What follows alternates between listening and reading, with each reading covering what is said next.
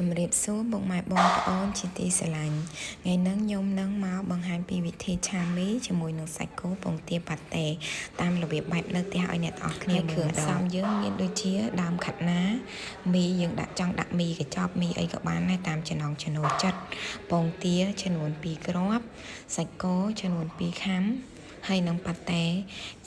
ពាក់កណ្ដាលដើមអីមកនិយាយទៅដាក់សាច់កាន់តែច្រើនកាន់តែឆ្ងាញ់តាមដែលចូលចិត្តចឹងតាមបែបនៅផ្ទះនេះគឺយើងអត់មានប្រើទឹកត្រីសូបដូចគេលក់នៅតាមផ្លូវទេ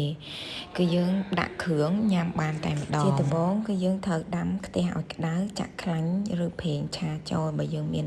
ខ្លាញ់ជ្រូកយើងដាក់ខ្លាញ់ជ្រូកទៅកាន់តែឈ្ងុយចឹងណាម្ហូបយើងបំពងខ្ទឹមឲ្យរៀងឡើងកន្លាតមកយើងចាប់ផ្ដើមវាយបំបែកពងទាចូលពងទាហ្នឹងយើងកុំធ្វើឲ្យវាវល់បែកពេកឲ្យវានៅដុំអញ្ចឹងមកឬក៏ដុំជាងហ្នឹងទៀតកាន់តែល្អបន្ទាប់មកខ្ញុំដាក់ប៉ាតេឆាច្រវល់ជាមួយគ្នាទៅខ្ញុំចូលចិត្តដាក់ប៉ាតេនិងពងទាហ្នឹងជាមួយគ្នាដល់ពេលនេះមកគឺយើងដាក់សាច់គោតាមក្រោយដោយសារសាច់គោយើងឆាយូរក៏វារៀងស្វិតដែរគេឆាសាច់គោពងទាប៉ាតេនឹងចូលគ្នាអីដាក់គ្រឿងអីឲ្យល្មមហើយគេដួសទុកមួយឡែកសិនបើគេឆាបន្លែតាមក្រោយតែខ្ញុំអត់ទេឆាគ្រឿងអស់ហ្នឹងឲ្យវាចូលគ្នាមើលតែយើងភ្លក់ល្មមហើយហ្នឹងគឺខ្ញុំចាក់ទឹកចូល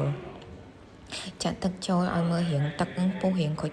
មកយើងដាក់បន្លែចូលតែបន្លែយើងស្រស់វាសិនមកដើម្បីឲ្យបន្លែយើងហ្នឹងខៀវល្អគេឆាលក់វិញគឺថាគ្មានស្រស់គ្មានអីទេប៉ុន្តែគេធ្វើភ្លាមហើយណាមួយធ្វើតិចដល់ពេលអញ្ចឹងបន្លែគេក៏អត់ខ្មៅដែរខ្ញុំឆាបន្លែជាមួយសាច់ហ្នឹងឲ្យវា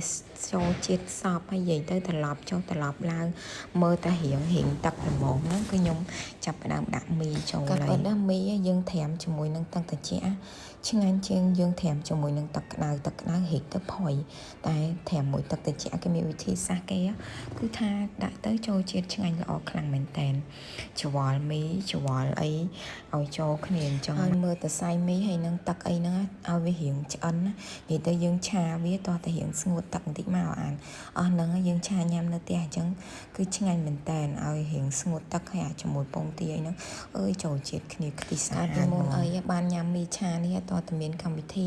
សែនចិនសែនអី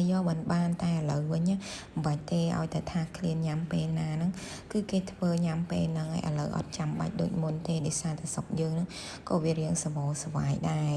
ដល់ពេលអញ្ចឹងជីវភាពម្នាក់ហ្នឹងក៏វាទៅតាមនឹងដែរអញ្ចឹងណាអានេះពួកខ្ញុំឆាញ៉ាំជំនួសបាយទេល្ងាចឡើងពេលខ្លះទៅអត់ដឹងថាត្រូវហូរនឹកម្ហូបអីអញ្ចឹងណាដល់ពេលអញ្ចឹងក៏នាំគ្នាឆា